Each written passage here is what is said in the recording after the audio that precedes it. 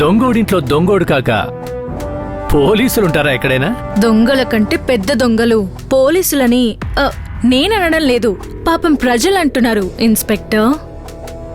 Mind your tongue లాయరమ్మా, నాలుకని అదుపులో పెట్టుకోండి.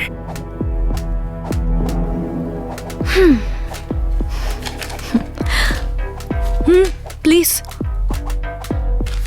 నా క్లయింట్ యాంటిసిపేటరీ బెయిల్.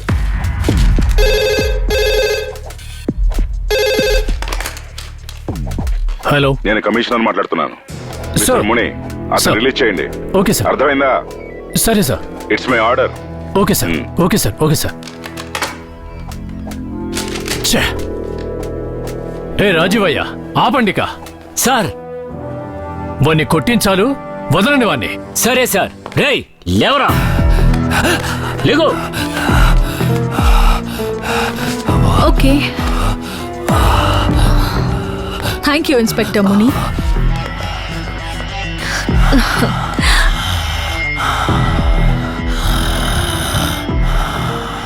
ఈ లాయరమ్మ దేవతల వచ్చి కాపాడింది.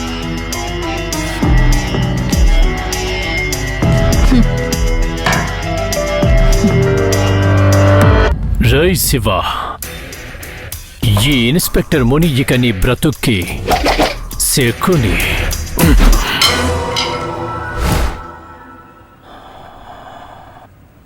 No need to worry. 3-4 days లో he will be perfectly all right. చాలా సంతోషం. Thank you doctor.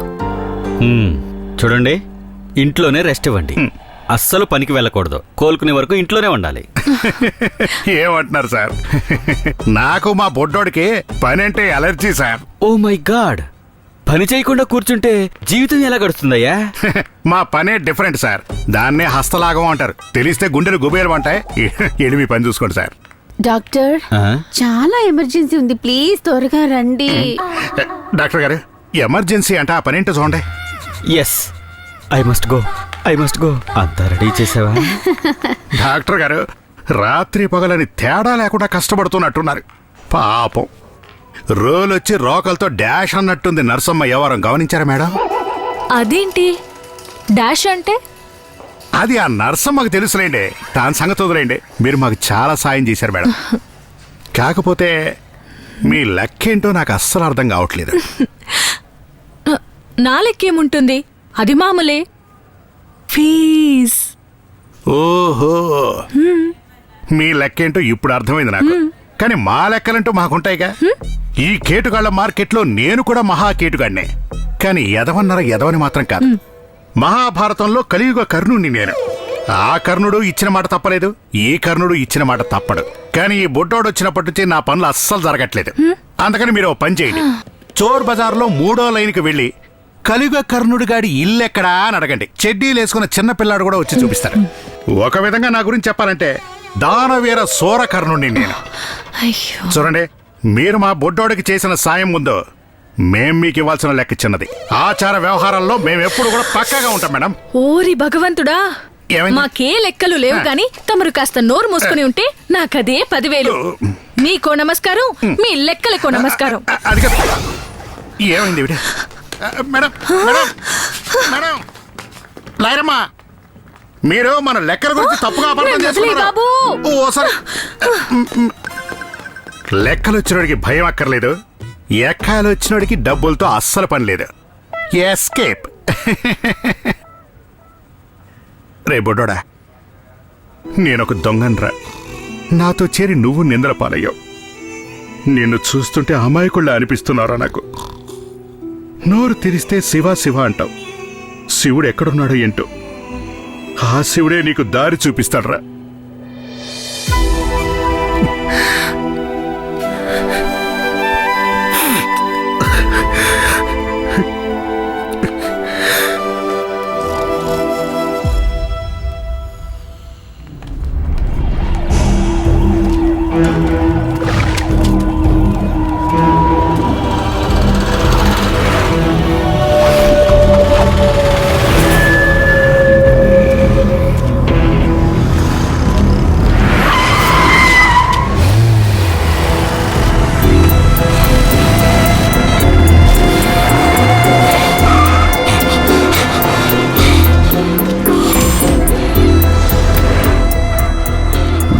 త్వరగా పూర్తయిపోతే అందులో మజాయి ఉంటుంది.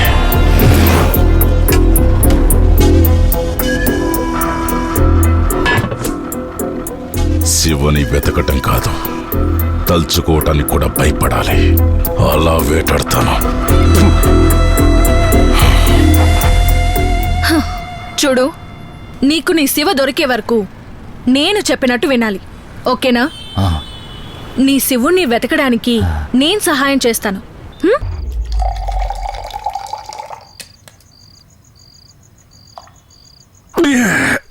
ఎంత మనశ్శాంతి ఉందయ్యా ఇందులో. అయ్యో పరమేశ్వర, స్వామి స్వామి కాపాడుతండ్రి, స్వామి కాపాడు. హర హర మహాదేవ, కాపాడుతండ్రి, కాపాడు స్వామి. నువ్వా? ఒరే చింపాజీ మొహోడ, ఏంట్రీ అవతారం? అయ్యో నన్ను వదిలేరా, నీకు దండం పెడతా, నన్ను వదిలిపెట్టు.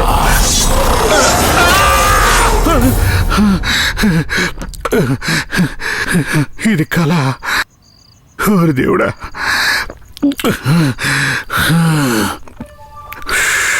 ఒరే బొడ్డోడా, ఎందుకురా నన్ను ఇలా పీడిస్తున్నావు?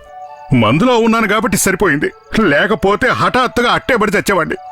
అమ్మా, కురుక్షేత్ర యుద్ధంలో కృష్ణుడు వచ్చి కర్ణుడికి స్పాట్ పెట్టినట్టు వీడు ఈ కర్ణుడికి శివా శివ అంటూ నీ వేషంలో వచ్చి స్పాట్ పెడుతున్నాడు. స్వామి, దయచేసి వీడు నా కల్లోకి రాకుండా చూసుకో తండ్రి. శ్రీశైలం వచ్చి నేను నీకు గుండు కొట్టించుకుంటాను. అబ్బబ్బా శివా, అయ్యో అమ్మా, రక్త పిశాచల వీడు నన్ను ఇట్టా తగులుకుంటాడేంటి? విచిత్రంగా ఉన్నాడే. అబే, మళ్ళీ ఈవిడ దగ్గర తగులుకున్నానేంటి? కలియుగ కర్ణుడింటిని నేను వెతుక్కుంటూ రాగలిగానంటే నాకు కూడా లెక్కలు బాగా వచ్చనేగా. నీ బుడ్డోడు రోజు ఇలాగే పడుకుంటాడా? అయ్యా, వాడి గురించి ఏం చెప్పమంటారు?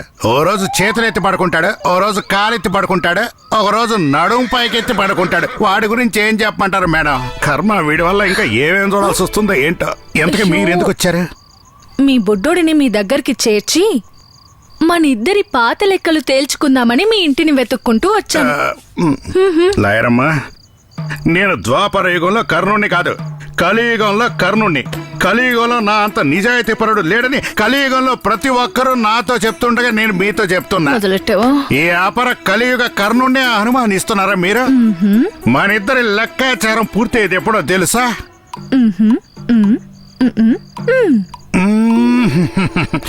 ఈ భూమి బద్దలైనప్పుడు, ఆకాశం తల మీద పడ్డప్పుడు, టాపులన్నీ గాల్లోకి లేచిపోయినప్పుడు.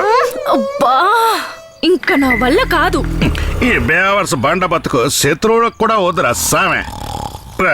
రే బొడ్డోడా, ఓహో, ఈడు చేపలు గేలం వేసి పడుతున్నట్టున్నాడు. థు, ఏయ్ జరగరా. అమ్మమ్మా,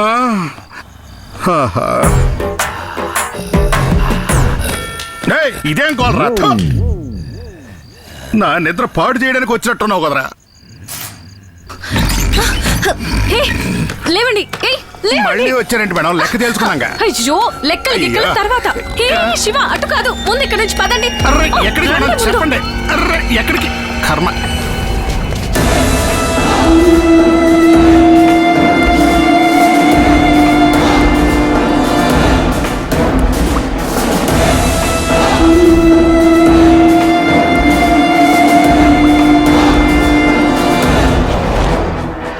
నాకు ముందే తెలుసు ఇతన్ని వెతుక్కుంటూ వస్తారని.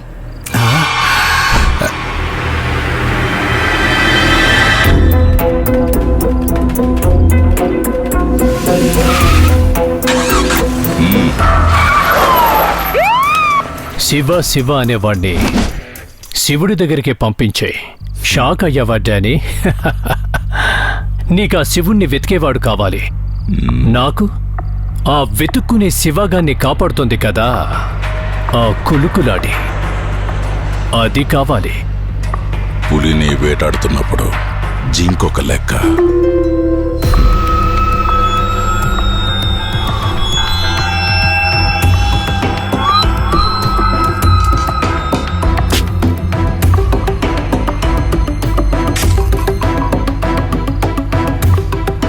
డానీ, ఏరియా అంతా పవర్ ఆఫ్ అయింది.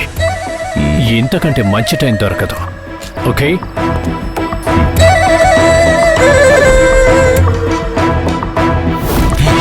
క్షణం ఆలస్యమైనా కూడా నీ శివని ఈ జన్మలో చూసుండలేవు. సరే, ఈ రాత్రంతా మీరు ఈ కారులోనే పడుకోండి. ఇంతకంటే సేఫ్ అయిన చోటు మీకు ఇంకెక్కడా దొరకదు. అలాగే పొద్దున్న నేను వచ్చే వరకు మీరిద్దరూ ఎక్కడికి వెళ్ళకూడదు. అర్థమైందా?